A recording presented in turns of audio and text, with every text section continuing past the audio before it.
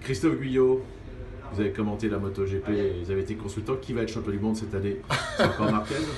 On ne va pas se mouiller en disant Marquez, mais quand même, l'arrivée de Lorenzo, ça va apporter quelque chose de très fort.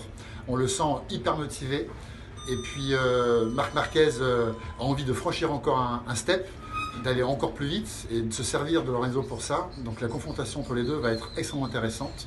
Et puis attention, Viñales n'a pas encore dit son dernier mot. On peut imaginer un retour en force de Yamaha. Et puis, bien entendu, qu'on attend avec impatience ce que va réaliser Johann Zarco en MotoGP avec la KTM. On peut croire à de belles choses.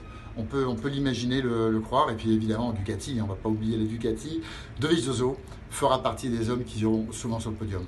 Et puis un mot maintenant, j'aperçois du matériel d'ancien carénage Tech 3. Un mot sur la Moto 2, le petit Marquez, enfin pour Marquez sur la Moto 2. L'histoire serait belle.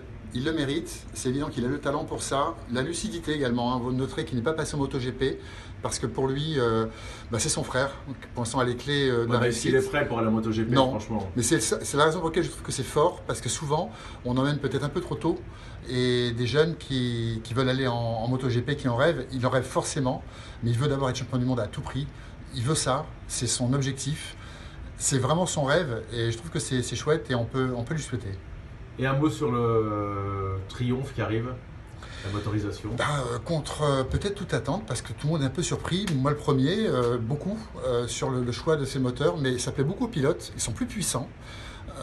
Et ça apporte vraiment des sensations nouvelles.